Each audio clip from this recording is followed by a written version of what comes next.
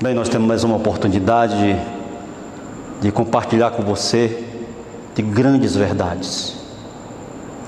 E hoje nós queremos compartilhar com você de uma verdade, um esclarecimento. Estabelecer uma verdade, um patamar de verdade, para que você compreenda um assunto que hoje em dia está muito em pauta no meio religioso. Não só nacional, mas mundial. O movimento ecumênico. Dentro dessa perspectiva de abordagem, nós queremos dizer o seguinte: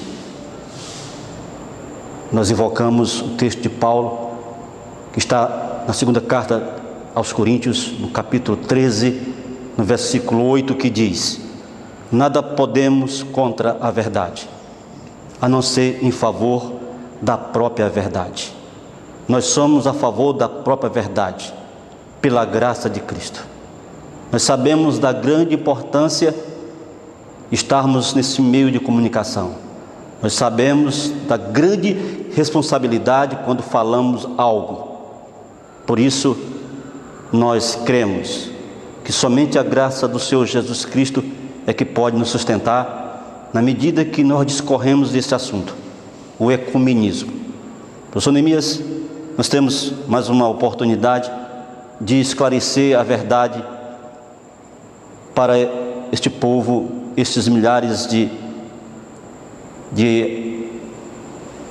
que nos assistem, espectadores que nos assistem, e tirar dúvidas, eu acredito, dúvidas sinceras, que partem do âmago do ser, do coração de cada uma dessas pessoas, porque nós acreditamos que quando você busca este assunto, quando você se interessa por este assunto, há sinceridade no seu coração, né, professor Neemias? Muito bem, nós temos a satisfação de poder estar compartilhando por mais esse documentário, verdades que devem ser reveladas. As pessoas vão aqui poder pesar os argumentos e as evidências e tirar suas conclusões, não é? E nós estamos muito atentos ao desenrolar dos eventos. Essa semana foi noticiado que o Papa atual, não é? Ele que já tomou posse, ele recebeu ali todas as representações religiosas do mundo na sua cerimônia de posse, né?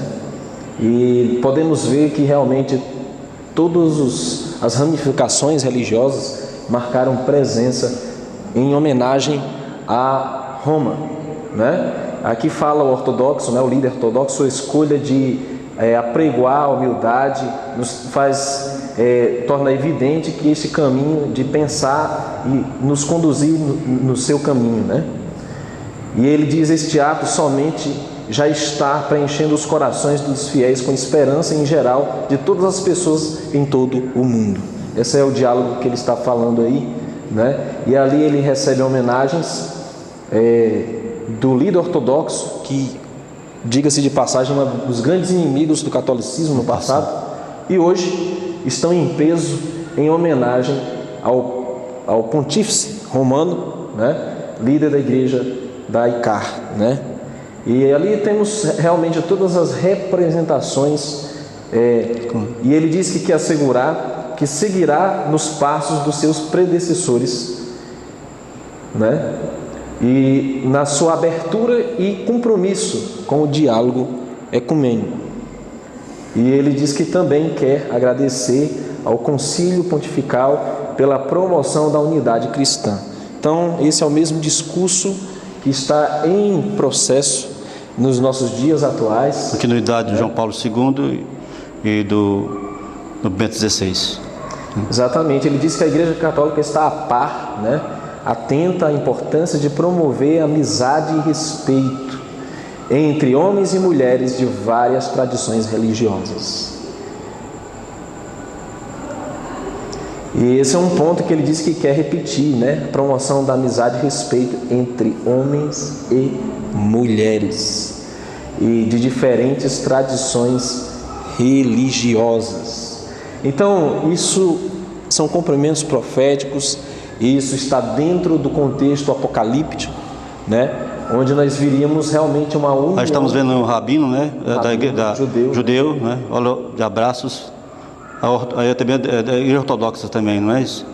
aí ofertando relíquias, presentes. São vários representantes da uma diversidade de igrejas, não é? As igrejas cristãs, praticamente todas elas. Vale lembrar que esse processo ecumênico, ele se intensificou de uma maneira muito mais eficiente depois do Concílio Vaticano II, né? Com certeza. Na década de 60, quando ali a igreja, para retomar o seu crescimento mundial e a preocupação com a crescente movimento pentecostal e evangélico, eles decidiram então recorrer a esse artifício que é o ecumenismo. Na verdade, depois da Segunda Guerra Mundial, quando foi criado o WCC, que é o Conselho Mundial das Igrejas, após a Segunda Guerra Mundial, na realidade o WCC foi criado pelos os evangélicos protestantes, na realidade. Isso foi um ponto inicial para que acontecesse o Concílio do Vaticano II. Na realidade, a união das igrejas começou no meio do protestantismo, dos evangélicos.